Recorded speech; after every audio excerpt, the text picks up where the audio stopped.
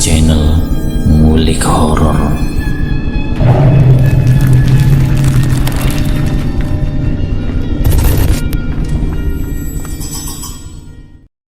Assalamualaikum warahmatullahi wabarakatuh. Kembali lagi di channel Ngulik Horor. Channel ini menceritakan tentang kisah-kisah misteri. Kali ini saya akan membawakan kisah misteri yang diambil dari Ngulik Misteri dan ditulis oleh @nafila. Kalian juga dapat mengunjungi YouTube-nya Ngulik Misteri ya. Nanti link saya akan sediakan di kolom deskripsinya. Oh ya, di dalam cerita ini nama dan tempatnya disamarkan semua ya, untuk menjaga privasi pihak yang terlibat di dalamnya. Yuk daripada kita lama-lama, langsung saja kita simak ceritanya. Bismillahirrahmanirrahim.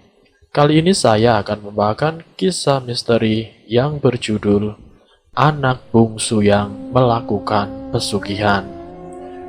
Di kesempatan kali ini saya ingin menceritakan tentang suatu kisah dari narasumber yang memang kebetulan mengetahui tentang perilaku dari sebuah keluarga yang dikenal dengan anak yang manja. Dari 4 saudaranya, dia adalah anak bungsu yang memang kehidupan dari pelaku di sini adalah tergolong orang yang kaya. Tapi karena apa yang dimilikinya tidak memberikan atau menjaminkan kehidupan selanjutnya, akhirnya ia melakukan pesugihan. Di awal cerita pelaku pesugihan saya sebut saja namanya Herman dan juga istrinya Meli, yang memang Hermanlah yang menjadi pelaku pesugihan. Di sini yang menjadi narasumber yaitu teman dari pelaku pesugihan itu sendiri. Sebut saja namanya Jaka. Jaka mengetahui tentang perilaku si Herman yang melakukan pesugihan, dikarenakan beberapa faktor yang membuat si Herman ini melakukan pesugihan.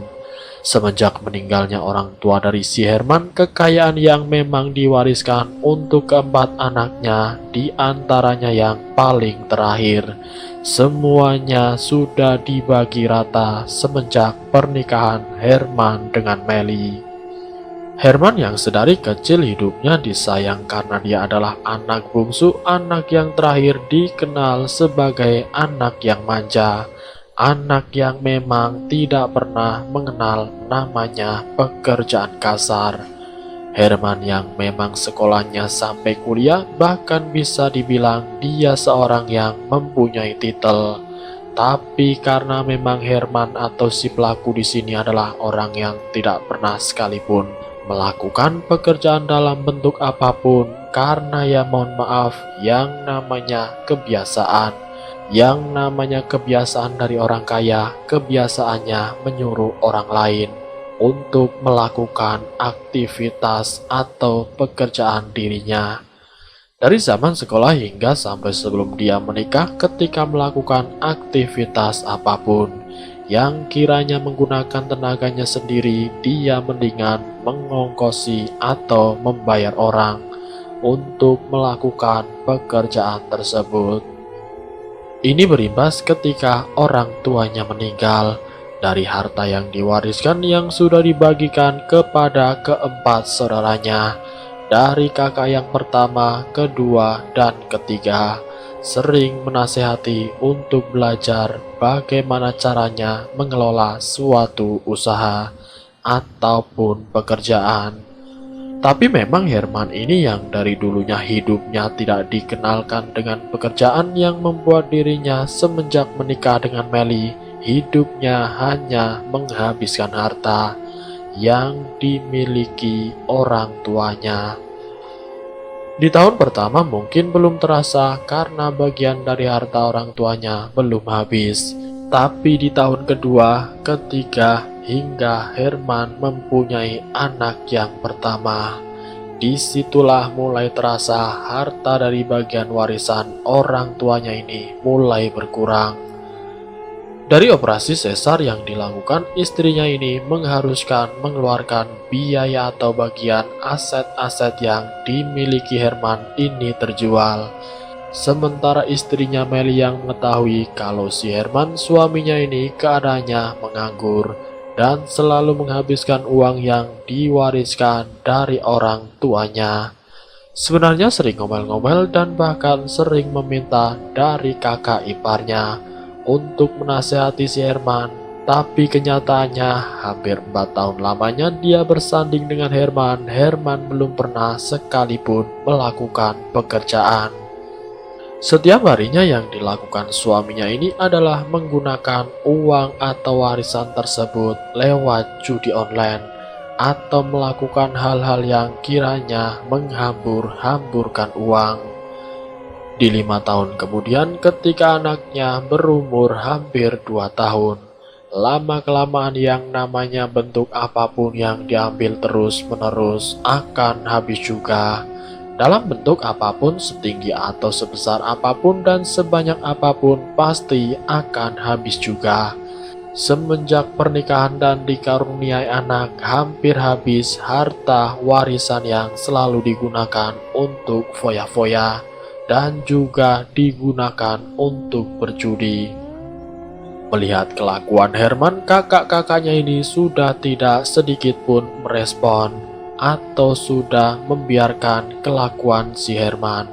Karena sudah terlalu jenuh, terlalu sering menasehati, bahkan dari nasihatnya tersebut tidak pernah digubris atau dikerjakan, yang berimbas pada kehidupan keluarga Herman dan istrinya. Si Herman kebiasaan hidupnya dengan kemewahan, dengan serba ada. Ketika di ujung tanduk, ketika uang atau harta warisan ini habis, hampir habis, Herman justru malah ke tempat pesugihan. Karena dia tahu, dia yakin bahwa yang namanya pesugihan bisa membuat dirinya nyaman tanpa harus berusaha. Tapi dalam kenyataan atau cerita yang akan saya sampaikan, si Herman ini harus berusaha. Dalam bentuk usaha apapun, walaupun usaha sekecil apapun. Intinya ada pekerjaan yang harus dilakukan Herman agar mendapatkan pesugihan ini. Si Herman berangkat ke tempat pesugihan bersama si Jaka. Si Herman yang sehari-harinya memang tidak pernah hidup susah, Jaka menyuruh agar si Herman ini melakukan pesugihan saja. Si Herman menuruti apa yang disampaikan si Jaka. Tanpa pikir panjang, tanpa basa-basi, mereka langsung lari ke tempat pesugihan. Di sana dia harus melakukan ritual, harus menyiapkan beberapa macam sesajen. Hampir 1 minggu si Herman melakukan ritual. Di sini yang dia dapatkan dari pesugihan ketika dia melakukan ritual tersebut. Salah satu bagian dari keluarganya itu harus dijadikan korban. Ketika si Herman melakukan ritual yang memang ditemui dengan sosok yang besar hitam berbulu lebat, Badukun yang tahu Herman sudah ditemui sosok itu, ritualnya dianggap sudah selesai. Badukun pun menanyakan tentang siapa yang akan dikorbankan. Dan dengan entengnya si Herman malah memberikan 2 nama sekaligus, yaitu nama istrinya dan juga anaknya. Badukun dan Jaka yang mendengar tutur si Herman sempat kaget, karena bagaimana tingkah laku yang dilakukannya ketika menyatukan 2 nama istri dan anaknya. Padahal Badukun sendiri menyarankan 1 nama saja. Si Herman malah langsung memberikan 2 nama sekaligus. Jaka yang kaget menanyakan kepada si Herman, "Loh, kok 2 nama sekaligus? Nama istri dan anakmu pula?" tanya si Jaka. Dengan entengnya Herman pun menjawab, "Ya, tidak apa-apa, agar kekayaan yang didapatkan itu bisa berkali-kali lipat, Jak. Kalau hanya mengorbankan 1 nyawa saja, nanti keinginannya ditolak," jawab Herman. Badukun di sini memberikan 1 syarat, hanya 1 nyawa saja. Tinggal nanti tahun depan dan berikutnya terserah siapa nanti yang akan ditumbalkan. Ketika Herman selesai melakukan ritual, mereka akhirnya berpamitan untuk pulang.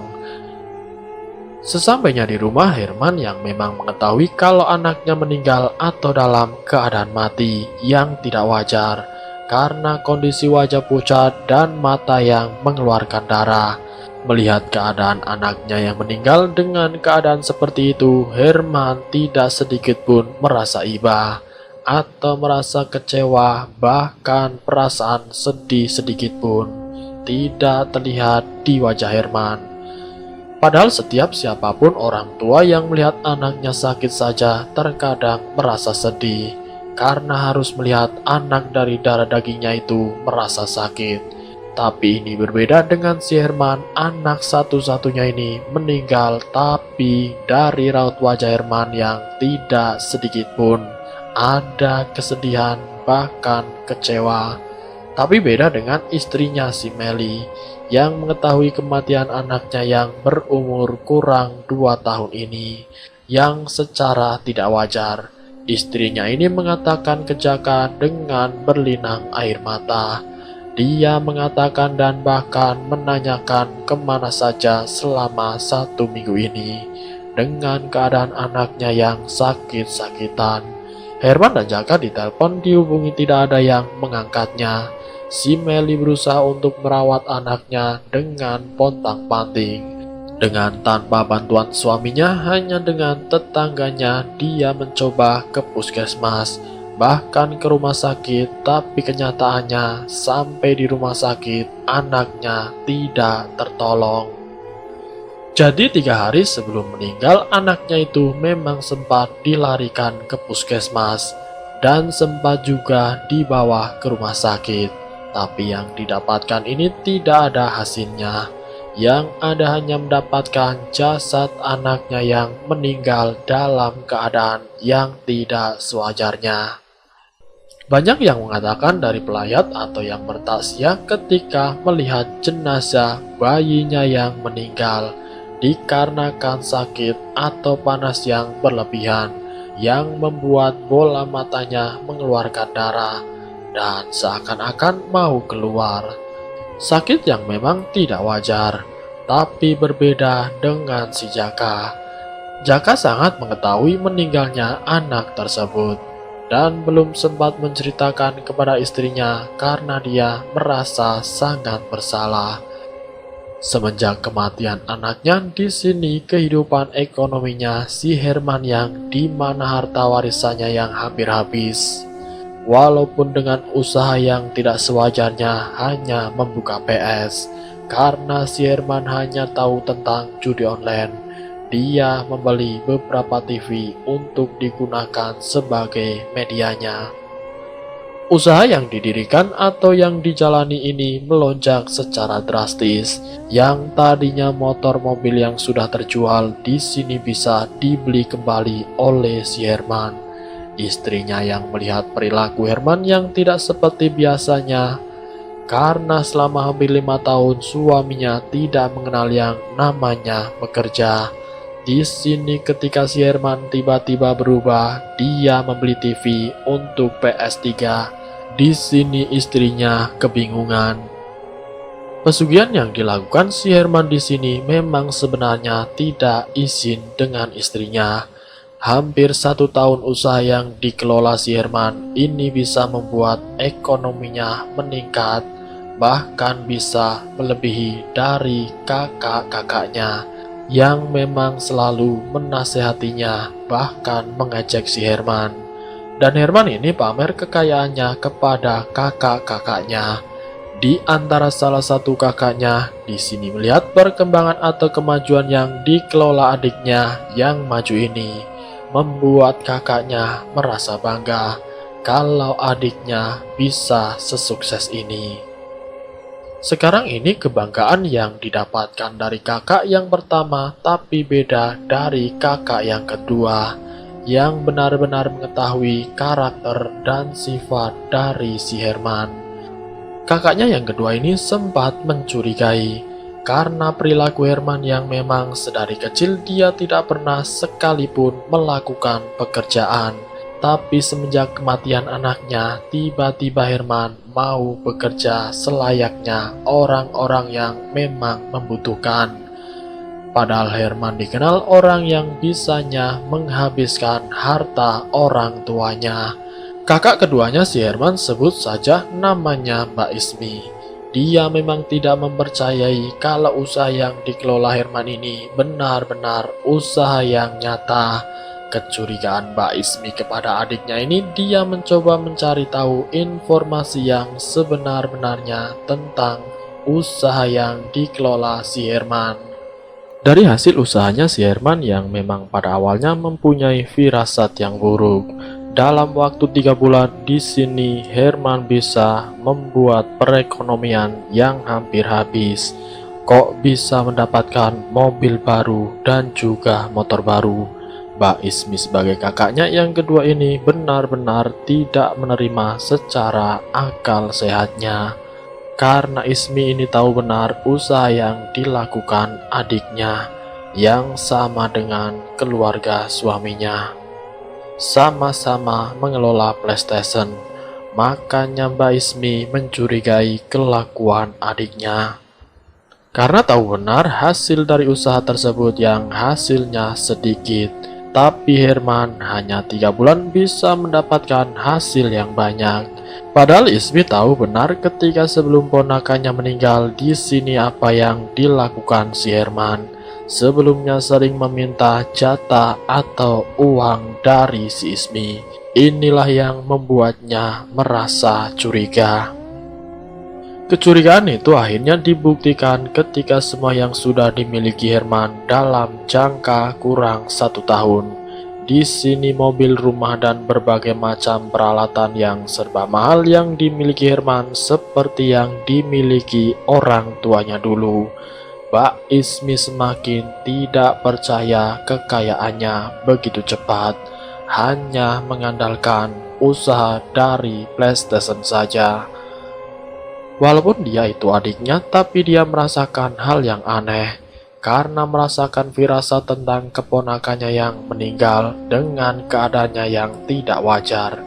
Ya, memang dia mendengar kabar bahwa keponakannya meninggal karena demam yang terlalu berlebihan. Tapi dalam kurun 1 tahun ini, Mbak Ismi mencari informasi ke orang-orang pintar. Dan kebetulan suaminya punya saudara seorang kiai. Lalu kemudian Mbak Ismi pun meminta tolong kepada Pak Kiai untuk melihat tentang keadaan si Herman. Dari informasi yang didapatkan, kakaknya di sini sangat terkejut karena mendapatkan jawaban bahwa si Herman ini melakukan persekutuan dengan iblis. Tapi karena semuanya itu secara kasat mata tidak bisa dibuktikan, kakaknya ini hanya bisa pasrah melihat adiknya yang sudah bersekutu dengan iblis. Mbak Ismi akhirnya menyarankan atau bermusyawarah dengan kakaknya yang pertama dan juga kepada adiknya yang ketiga ini untuk menasihati perilaku si Herman. Tapi niat musyawarah tersebut dari kakak pertamanya ini selalu membantah, karena apapun yang dilakukan dengan adiknya itu adalah suatu kebanggaan bagi kakaknya yang pertama. Dan hasil musyawarah tersebut di keluarga ini tidak ada hasil mufakat. Nah, Mbak Ismi yang bersikeras untuk membuktikan apa yang disampaikan dari Pak Kiai. Mbak Ismi pun datang kepada adik iparnya si Meli, yaitu istri dari si Herman. Mbak Ismi dengan beraninya menyatakan bahwa kematian anaknya yang waktu itu meninggal dalam keadaan yang tidak wajar. Di sini memberanikan diri untuk mengatakan bahwa kematian anaknya di sini atas perilaku dari suaminya yang rela menubalkan anaknya demi kejayaan dirinya. Sampai saat ini yang sudah kamu lihat tentang mobil, rumah, dan sebagainya yang kamu miliki sekarang, itu karena dari anak kamu yang sudah jadi korban tumbal pesugihan dari suami kamu sendiri, ujar Mbak Ismi. Si Meli yang mendengar pernyataan yang disampaikan kakak iparnya ini sangat terkejut, bahkan terpukul, tapi tidak langsung begitu percaya. Si Meli ingin membuktikan dengan sendirinya lewat si Jaka, karena waktu itu kepergian suaminya yang selama 1 minggu bersama si Jaka. Pada malam hari keadaan rumah yang sepi karena suaminya keluar entah kemana. Di sini Meli menemui si Jaka. Dengan berbagai pertanyaan akhirnya terjawab kalau si Herman suaminya ia benar-benar rela menumbalkan anaknya. Ketika mendengar tutur dari Jaka kalau dirinya ini juga sempat disodorkan untuk dijadikan tumbal pesugihan, Meli sangat marah waktu itu karena dirinya yang akan dijadikan tumbal, bukan hanya anaknya saja. Dia yang benar-benar mendapatkan jawaban dari si Jaka. Dia meyakini dirinya bahwa kejayaan atau kesuksesan yang dimiliki Herman di sini itu benar-benar tidak wajar. Meli juga menanyakan ke orang pintar yang memang waktu itu dia mengetahui lewat si Jaka. Dia meminta si Jaka untuk mengantarkan ke tempat di mana dulu suaminya mendapatkan kesuksesan yang sekarang ia miliki. Ketika sampai di sana, si Meli ngamuk-ngamuk sama Mbak Dukun. Si Meli meminta agar ketika nanti suaminya datang lagi ke sini, jangan diizinkan untuk menumbalkan orang kecuali dirinya sendiri yang menjadi tumbal. Mbak Dukun tersebut menyanggupi keinginan dari si Meli. Hampir 1 tahun ketika si Herman datang kembali ke tempat tersebut untuk menyerahkan atau menumbalkan 1 nyawa lagi untuk kesuksesan atau kekayaan yang akan dinikmati di tahun berikutnya. Tapi yang didapatkan si Herman ketika sampai di sana ternyata sudah didahului oleh istrinya dan si Jaka. Keinginan si Herman tidak diterima lagi. Di situ Herman memaksa Mbak Dukun dengan berbagai macam cara agar bisa menumbalkan seseorang untuk 1 tahun ke depan. Namun secara tidak langsung si pelaku harus menumbalkan dirinya sendiri. Ketika hari yang sudah ditentukan untuk penumbalan, di sini Herman yang memang tidak bisa mendapatkan yang dia inginkan. Walaupun sudah meminta dengan berbagai cara dan bahkan sudah menyuruh istrinya untuk ditumbalkan, tapi kenyataannya tidak bisa. Sepulang dari tempat dia melakukan ritual, istrinya mendengar kematian suaminya yang meninggal di tengah jalan akibat dari kecelakaan. Kakak-kakaknya dihubungi semuanya. Mereka semuanya datang ke tempat kediaman sembari menunggu jenazah suaminya datang ke rumah. Jaka dan Ismi ini yang memang mengetahui kalau pelaku pesugihan di sini si Herman, jadi tidak kaget dan mereka juga benar-benar menyaksikan secara langsung kematian si Herman. Itu imbas dari pelaku pesugihan yang memang setiap tahun harus menumbalkan seseorang. Dari apa yang dilakukan Herman di sini dengan apa yang sudah dimilikinya tidak mampu menyelamatkan dirinya. Jadi intinya cerita si pelaku pesugihan yang kekayaannya selalu menambah, tapi karena istrinya tidak mengizinkan untuk menumbalkan siapapun, akhirnya si pelaku itu sendiri harus menanggung akibat dari ritual yang dilakukan pelaku pesugihan tersebut.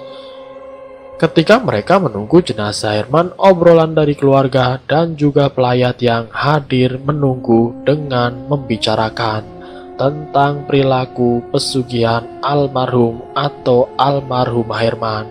Karena Ismi dan Jaka ini benar-benar mengatakan kepada kakaknya yang pertama yang sangat tidak percaya kalau si Herman melakukan pesugihan.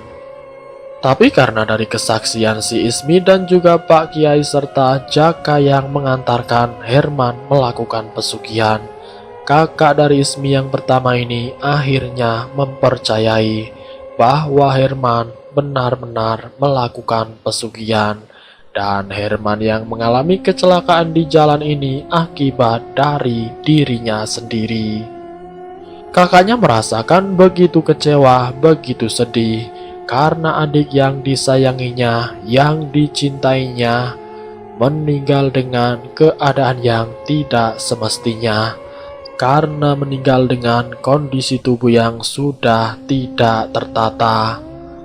Ketika jenazah sampai di rumah dalam keadaan sudah dipeti, dan ketika dibuka seluruh badannya ini sudah banyak bercak darah.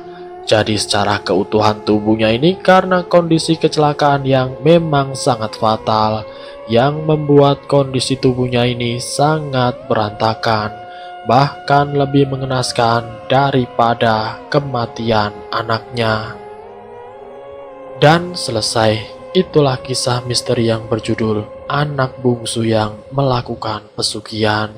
Dari kisah ini semoga kita bisa mengambil hikmah dan pelajaran bahwa apapun kenikmatan duniawi yang dilakukan dengan bersekutu dengan iblis itu hanya bersifat sementara yang menipu mata dan pikiran kita. Kita semua harus ingat bahwa sesungguhnya rezeki dalam bentuk apapun itu sudah ada yang menentukan, yaitu Allah Subhanahu wa Ta'ala. Tentang garis kehidupan kita masing-masing, apapun bentuk pesugihan itu tidak dibenarkan, dan apapun bentuk sekecil apapun yang bersifat menyekutukan Sang Pencipta, itu adalah bagian dari kemusyrikan. Ambil sisi positifnya dan buang jauh-jauh sisi negatifnya. Terima kasih sudah mampir di channel kami. Jika kalian tertarik dengan video kami, silahkan tekan tombol like, share, dan komen. Tekan subscribe untuk mengikuti video kami selanjutnya. Wassalamualaikum warahmatullahi wabarakatuh.